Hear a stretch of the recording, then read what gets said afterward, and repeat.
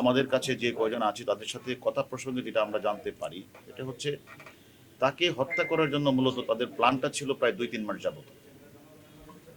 তারা এই প্ল্যানটা করে আসছিল তাকে মেরে ফেলবে, এবং তারা মানে যে এখানে যে মাস্টার মাইন্ড তার বাসাটা হচ্ছে গুলশানের একটি বাসা, আরেকটি বাসা হচ্ছে বসুন্ধরা। এই দুইটি বাসাতেই মানে অনেক দিন যাবতেই প্রায় 2 মাসের মতো তারা প্ল্যান করেছে তাকে সরিয়ে দিবে। কিন্তু আপনারা জানেন তারা এই মানে যে আনোয়ারুল আজিম আনাকে হত্যার রাজনৈতিক এবং অর্থনৈতিক যে কারণেই থাকুক, হত্যা করার উদ্দেশ্যে তারা প্রথমত তারা বাংলাদেশের মাটিকে তারা ব্যবহার করতে চেয়েছিল, কিন্তু পরবর্তী পর্যায়ে বাংলাদেশ পুলিশের তথা ঢাকা মহানগর গোয়েন্দা সংস্থার তদন্ত সক্ষমতা এবং তাদের সফলতার কারণে এর আগেও অনেকগুলি হত্যাকাণ্ড সংঘটিত হয়েছে। প্রত্যেকটি মানে হত্যাকাণ্ডের ক্লুজ আমাদের মানে ডিবি পুলিশ, ঢাকা মহানগর গোয়েন্দা পুলিশ আমরা বের করেছি।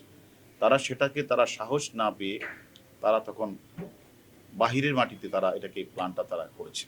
আমরাও এর সাথে আরও কোনো ব্যক্তি এর সাথে জড়িত আছে কিনা সেটাও আমরা খুঁজে দেখছি, অপরাধীদের গ্রেপ্তার করা এবং পাশাপাশি অপরাধের মানে ভিকটিমের মানে দেহাবশেষ উদ্ধার করা, এটি আমাদের এখন মূল কাজ। আর পরবর্তীতে মোটিভ কি কারণে হত্যাটি হয়েছে এটা আমরা তদন্ত করে আপনাদেরকে পরে জানাবো।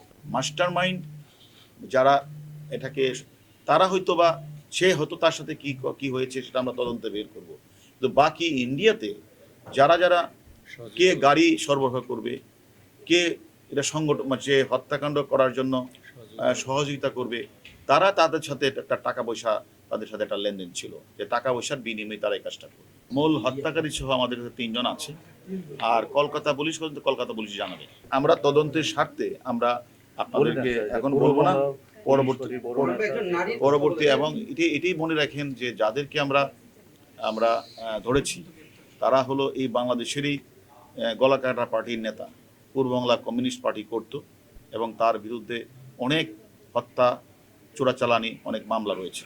আমাদের কাছে সে নারীও আছে, সেটাও আমরা তদন্ত করছি। যদি আমরা দেখছি যে এখানে কি আমরা তো বললাম তো অ্যাকচুয়ালি তদন্ত শেষ না করে তো আসলে বলা যাবে না। এখানে কিন্তু নারীকে দিয়ে হানি ট্রেপ করা হয়েছে না, সেখানে টাকার কোনো ঘটনা ছিল, বা সেখানে কোনো রাজনৈতিক কোনো মানে ছিল, সেখানে কি অর্থনৈতিকভাবে কোনো ছিল, অথবা সেখানে এলাকার দুর্বৃত্তদের দমন করতে গিয়ে কোনো গ্রুপ সৃষ্টি হয়েছে, সব কিছুই তদন্ত শেষ করে না বলা যাবে না। আমাদের তদন্ত চলছে, আমরা মনে করি শীঘ্রই আমাদের মানে কি প্রক্রিয়া বা কি মোটিভে হত্যাকাণ্ড সেটা আমরা পরে জানাতে পারবো। এখন আমাদের মূল কাজটি হচ্ছে অপরাধীদের ধরপাকড় করা আর হলো লাশটি উদ্ধার।